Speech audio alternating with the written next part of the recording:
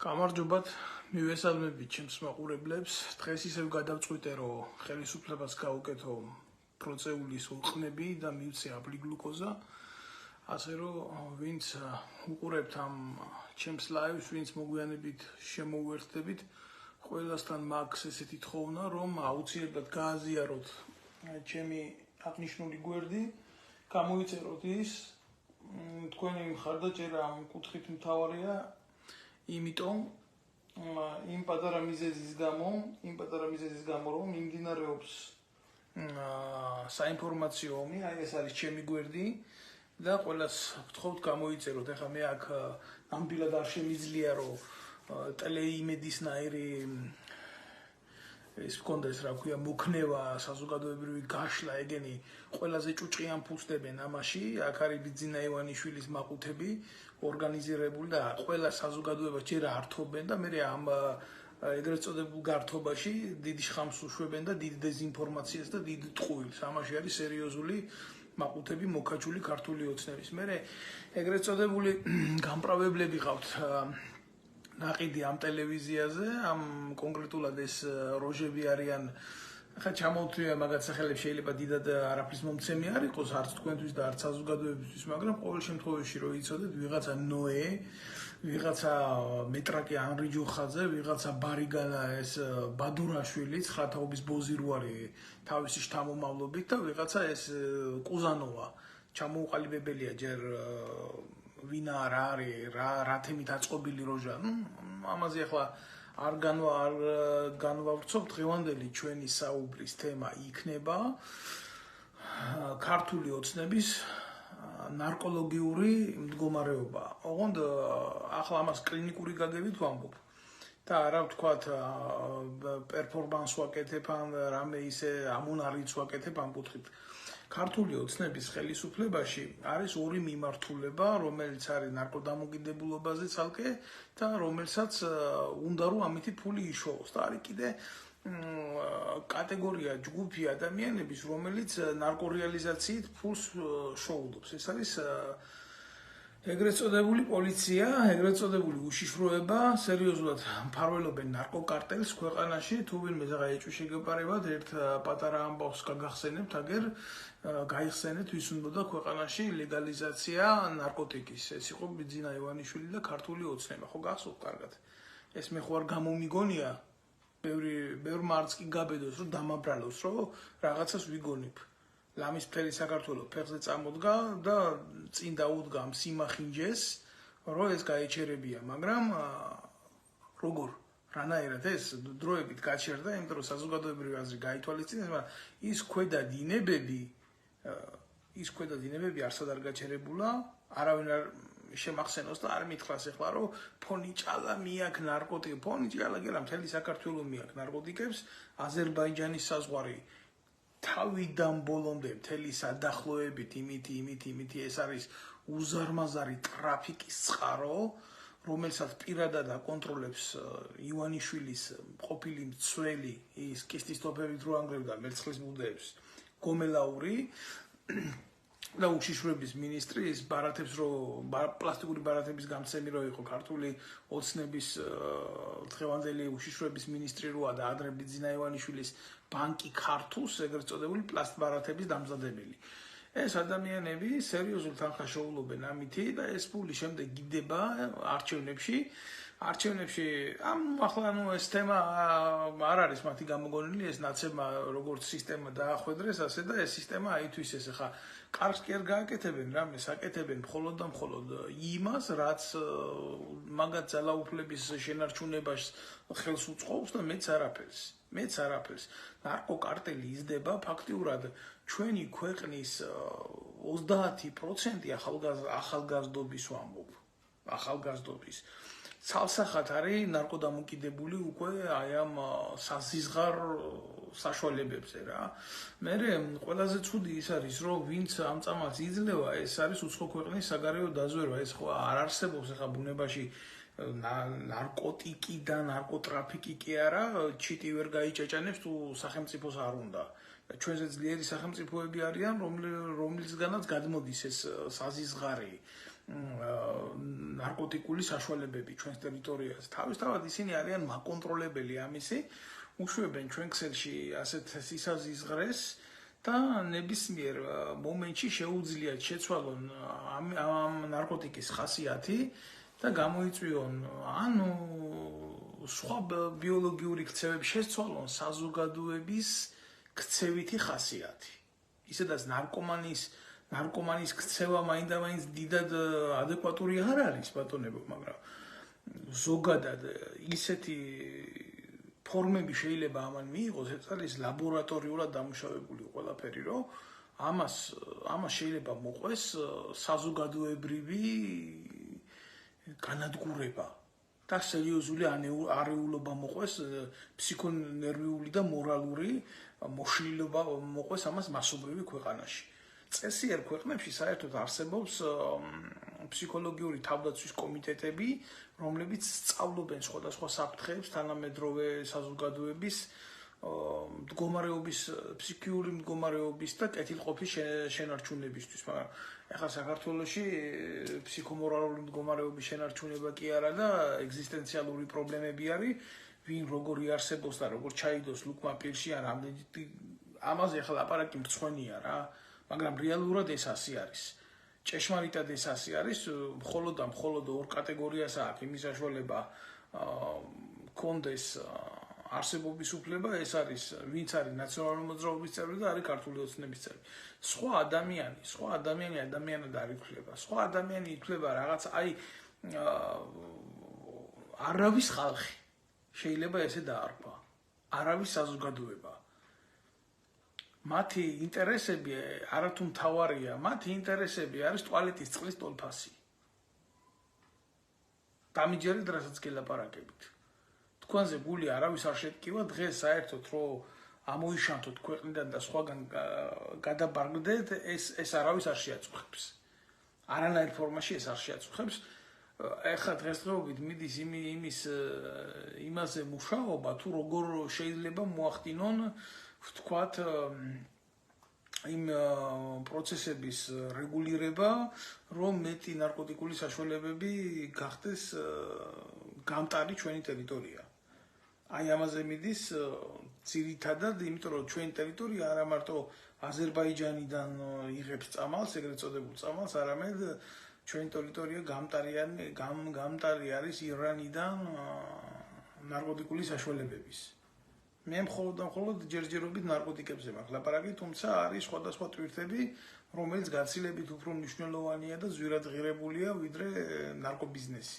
თქვენ წარმოიდგინეთ არის ასეთი ტვირთებიც. სამხედრო დანიშნულების ტვირთები, მაგრამ ახლა ამაზე ლაპარაკი არ მინდა. ბევრი პრეცედენტი იყო, მაგალითად, როცა ურანიუმით ვაჭრობა ხდებოდა ჩვენი ტერიტორიის გავლით და ამას ფარველობდნენ პოლიტიკოსები, როგორც არის აგერ ბურჯანაძე და ბევრი მისნაირები. და მიშა სააკაშვილის დროს და ახლა რა თქვენ გონიათ, ეს არ მოხდება იმის დროს, ივანიშვილის დროს და დიდი სინდის ნამუსი აქვს ამ ადამიანს და ამაზე ხელს არ მოაწერს. ჩვენ არ აქვს საერთოდ არ აქვს საზღვრები დაცული პირველ რიგში. ის რომ სახელმწიფო ინტერესიც რო იყოს ჩვენგან გამოვლენილი სახელმწიფო ინტერესი რო იყოს აი ამ ყველაფრის კონტროლის, საზღვრები მაინც არ არის ისე დაცული, რომ აი საფრთხეები თავიდან ავირიდოთ. საზღვრებზე არ არის ბიოლოგიური თავდაცვის ელემენტები, არ არის ქიმიური თავდაცვის ელემენტები, არაფერი არ არის საერთოდ. რაღაც ერთი სკანერი აქვს ნაყიდი, დოკუმენტებს თუ შეხედავენ, იქ რა ხდება, როგორ ხდება, ვინმეს იარაღი ხო არ გადმოაქვს და ალბათ კინოლოგების რაღაცა ფორმალური სამსახური თუა დაასხივონ, დაასუნიონ რაღაცა და მორჩათ. ესეც იმიტომ, რომ პოლიციას არ გაუჩნდეს კონკურენტი წამლის გაყიდვაში. და ეგრეთ წოდებული პროგრამა, რომელიც ნარკომანებზეა გათვლილი და თითქოს მათ მკურნალობაზე და ასე შემდეგ ეგრეთ წოდებული ჩამნაცვლებელი წამლები როა მე არ ვასახელებ, არ მინდა მაგათი ხსენება.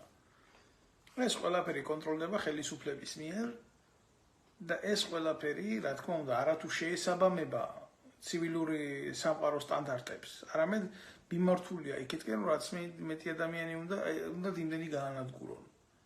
ან ვინც უნდა უფრო მეტი დაიმორჩილონ მაგითი. ეს არის ძალიან კრიტიკული მოვლენა. ძალიან კრიტიკული მოვლენა და მე გეუბნებით თქვენ, რომ უახლოეს მომავალში ამ 30%-ის ახალგაზრდობის 30%-ის 15% საერთოდ მოსპობენ. საერთოდ მოსპობენ. იმიტომ რომ ის ქიმიური მინაერთები, რომლითაც ეს ბინძური წამალი მზადდება, ის არ არის იქეთკენ გათვლილი, რომ იმ მაღალმა ეშელონებმა და ფენებმა მოიხმარონ, როგორცაც სააკაშვილი იხმარდა და მისი გარემოცვა. ეს გათვლილი არის მხოლოდ და მხოლოდ ფსიქონერვიულ დესტაბილიზაციაზე ჩვენი ქვეყნის და ახალგაზრდობის განადგურებას. ძალიან ბევრი სორტიფიკაცია აქვს ამ ყველაფერს. მე არ მინდოდა ამ ბლოგის გაკეთება, მე ნაკლებად ვეხები ესეთ თემებს, მაგრამ ეს იმდენად უკავშირდება საქართველოში ყოფა ცხოვრების ნორმალიზებას და იმ გონივრულ რეალურ წარმოდგენებს, რომელსაც ასე მოწყვეტილია მთელი ერი და მთელი საზოგადოება, რომ ამაზე ლაპარაკი ღირს. აი მაგალითად არ გიკვირთ, რომ აი რატო ხდება, რომ კაცო ქართველებში და ქართველ ხალხში ამდენი ახალგაზრდები გამოდიან ამ და ასეთი ფორმით, ასეთი მასით და მხარს უჭერენ ისეთ უსახურ ადამიანებს, როგორიც არის თქვა შვილდაძეები და ასე შემდეგ, ხო? რატო ხდება ეს? არ გიკვირთ? აი მე გიხსნით თქვენ რა ხდება სიამბილეში. ეს ახალგაზრდები, რომლებიც აი ამათ მიერ შექმნილ კლუბებში, ბასიანებში, იქ მიწისქვეშა გვირაბებში და ათასუბედურებებში დაძრწიან და დადიან, ახალგაზრდული ბუნებაა ესეთი, რომ ახალგაზრდობის ასაკში ადამიანი ეძებს თავგადასავლებს ამის გულისთვის, ახლა ახალგაზრდას ვერ გაკიცხაო. როცა სახელმწიფო არ დგას კონტროლზე, როცა განათლების სისტემა არ არის სათანადო, როდესაც მშობელი ვერ იძლევა იმხელა ანაზღაურებას ფსიქომორალურს, ინტელექტუალურს, ხო? ახალგაზრდა ებმება იმ გარემოში, რომელშიც ცხოვრობს და მაინდა-მაინც საქართველოში დადებითი გარემო არ არის. მოხვდა თუ არა ის ეგრეთ წოდებულ ამ გვირაბში ან ნარკოაღმზრდელ პუნქტებში, მე მაგათ ასე დავარქვი, იქ იწყება უკვე მისი გარღვნა. არიან კატეგორია საქართველოში ჩანერგილები, რომლებიც ახდენენ ახალგაზრდობის გარყვნას. როგორ არსებობს ეს ნარკობიზნესი, მარტო იმაზე კი არ არის დამოკიდებული, თქვა ვინც ახავს მომხმარებელი, არა. არამედ არის კატეგორია, რომელიც მუშაობს ახალგაზრდობის ჩათრევაზე ამ საქმეში. და არის მაგალითად უშიშროების ინტერესი, რომ გარკვეული წრეები პატიოსანი ხალხი ჩათრეული იყოს ამაში, იმიტომ რომ მათი პერსპექტივაში მათი გამოყენება გინდა პოლიტიკური მიზნით, გინდა კომპრომეტაციის მიზნით, გინდა ათასი სიმახინჯის მიზნით, მე მათთვის საჭიროა, გამოსადეგია. ამიტომ ესეთი აი მაგალითად ხდება ესეთი უბედურებაც, რომ შვილს ითხრევენ ახდიან ნარკომანს, იმიტომ რომ მამაზე აქვთ გათვლა, ან დედაზე აქვთ გათვლა, ან მამის ან დედის ბიზნესი აქვთ გათვლა, ან ასე შემდეგ რა. ესეთი სქემა რეალურად ფუნქციონირებს ქვეყანაში.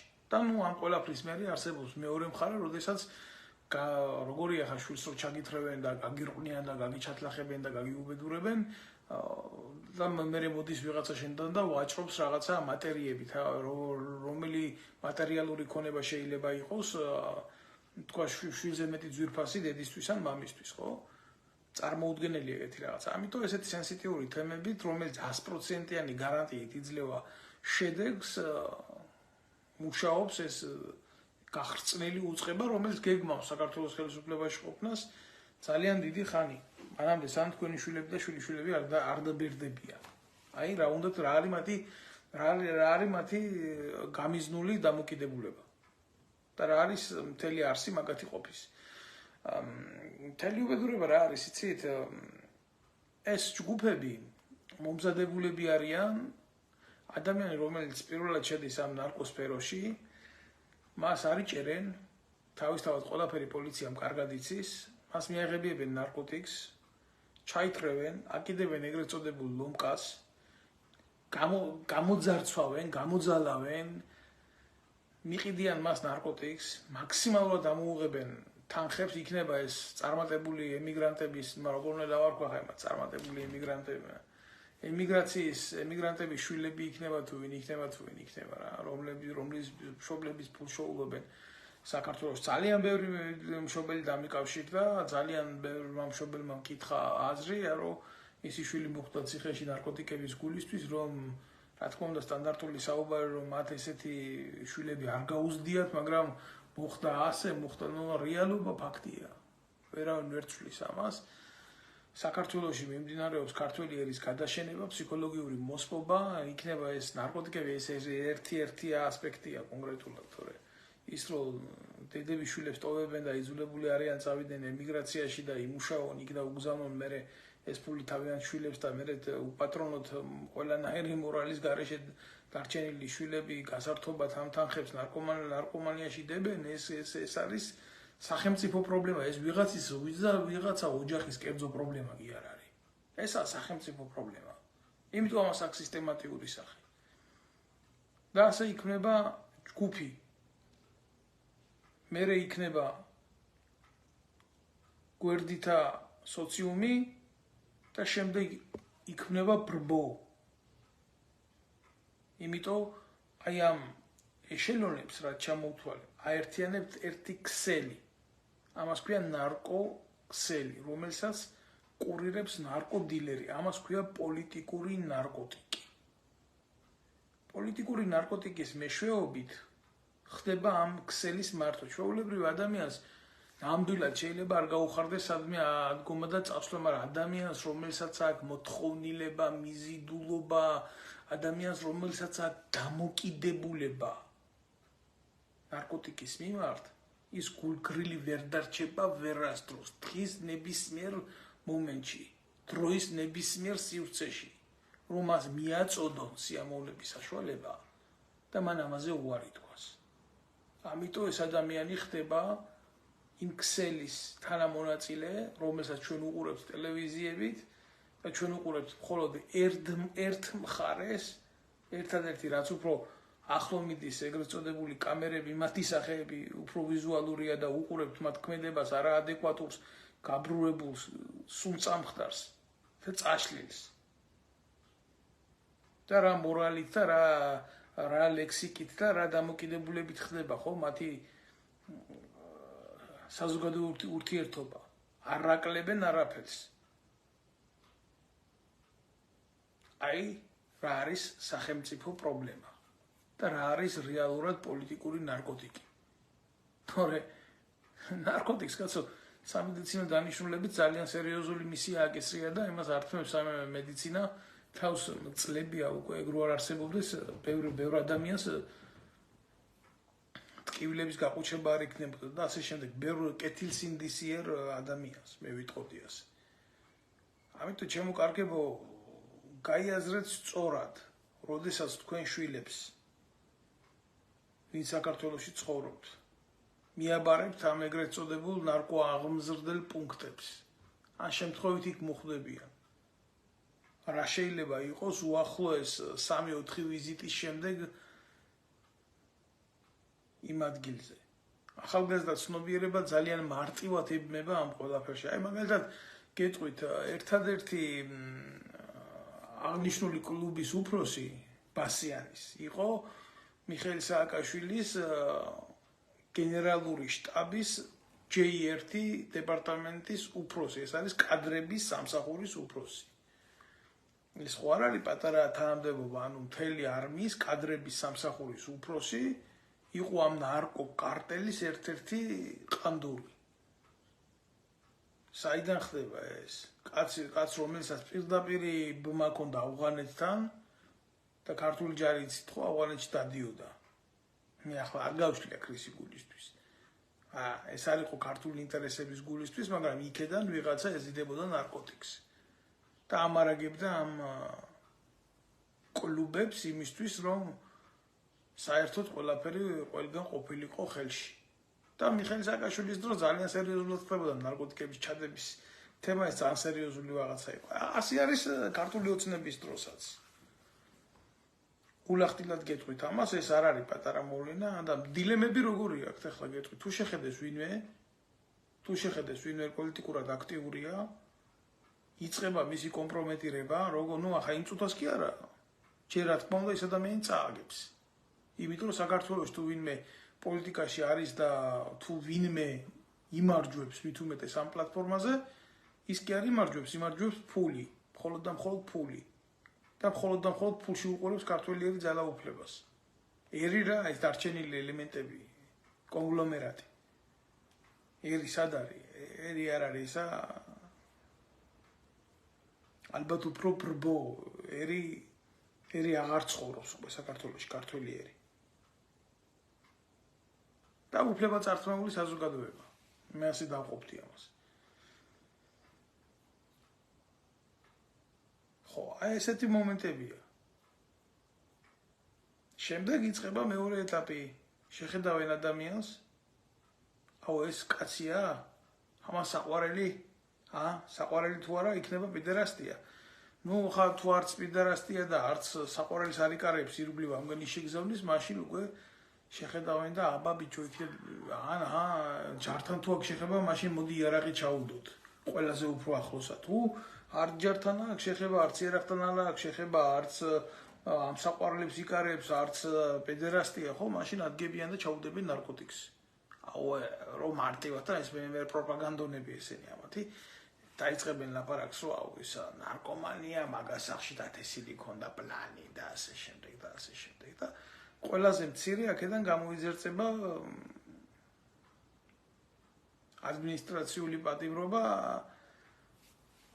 ასე ვიტყოდი, პრობაცია და ატარებენ 1-2 წელიწადი ხელმოწერაზე და ეყოლებათ ასე რა პროკურატურის ჩმორში ადამიანი განახული.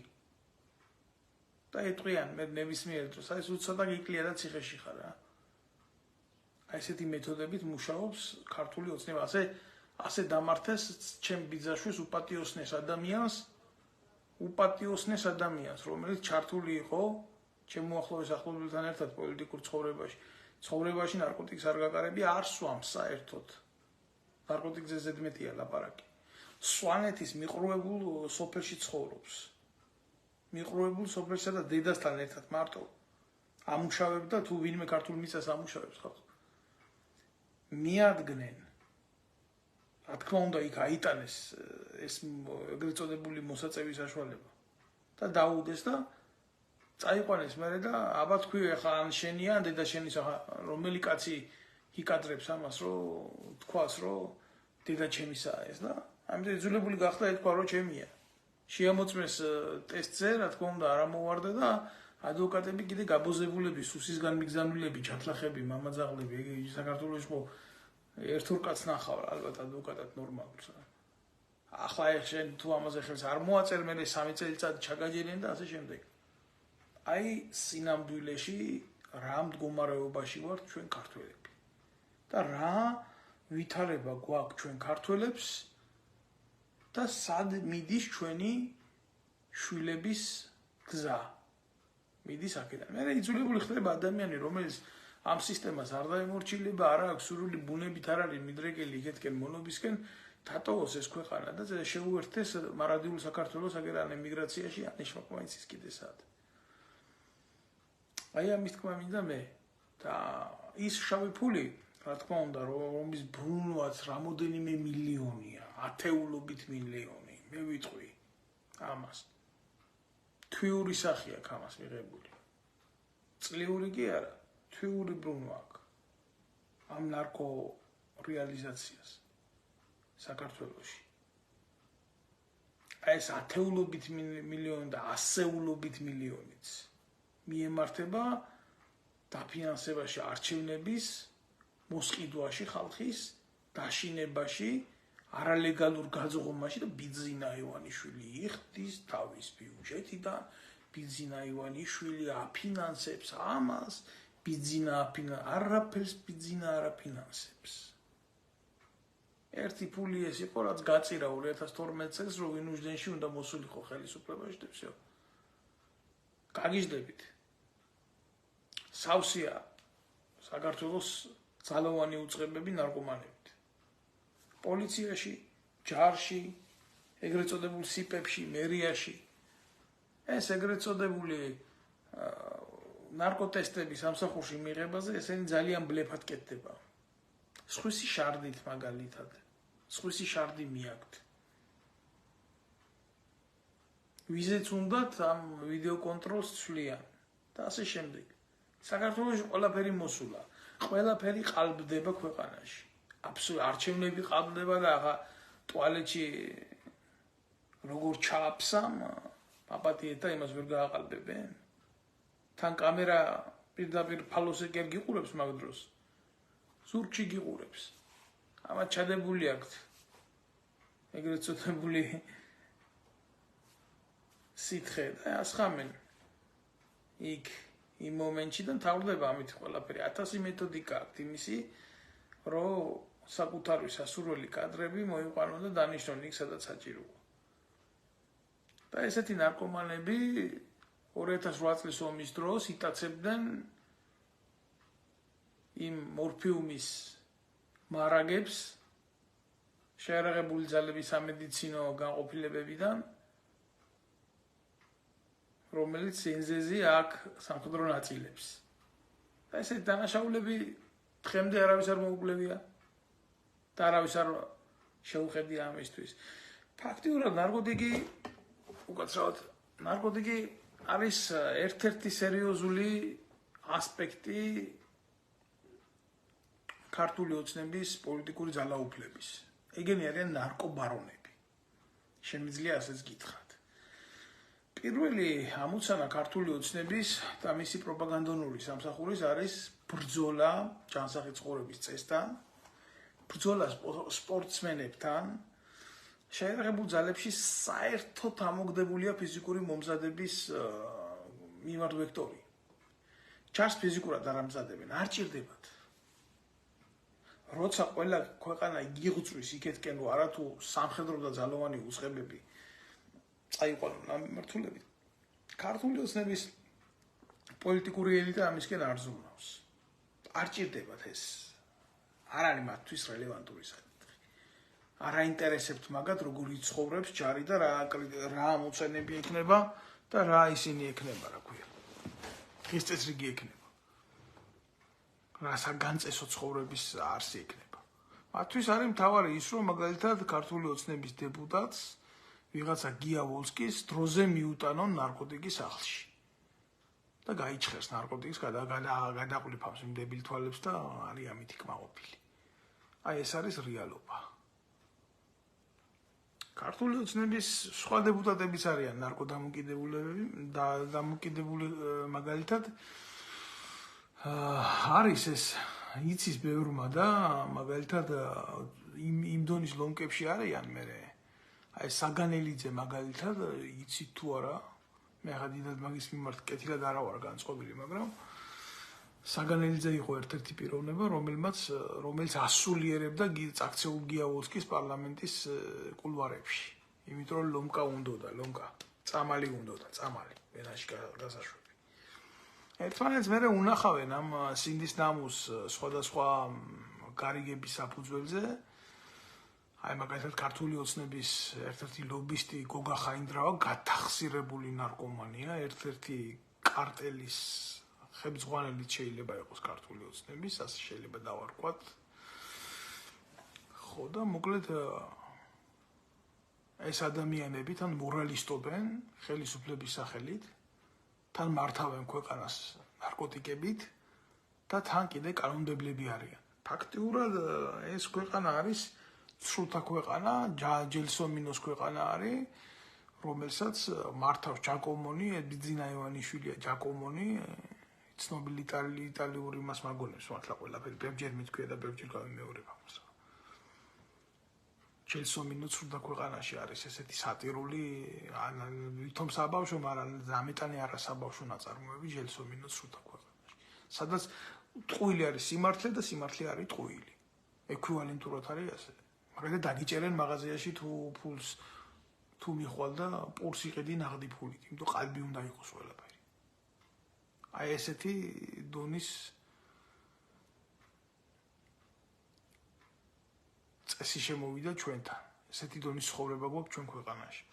კიდევ ერთხელ გთხოვთ, ვინც ამ ჩემს ბლოგს უყურებთ, გამოიწერეთ ეს არხი. ჩემი ერთადერთი მიზანი არის დავამარცხო ქართული ოცნების პროპაგანდონული სამსახური. ყველაზე დიდი ბოროტება, ექვივალენტი საქართველოში ნარკოტიკული სიმახინჯის ეს არის ქართული ოცნების პროპაგანდონული სამსახური. გმადლობთ ყურადღებისთვის. დღეისთვის მე საკმარისად ვისაუბრებ, ასე რომ მომავალში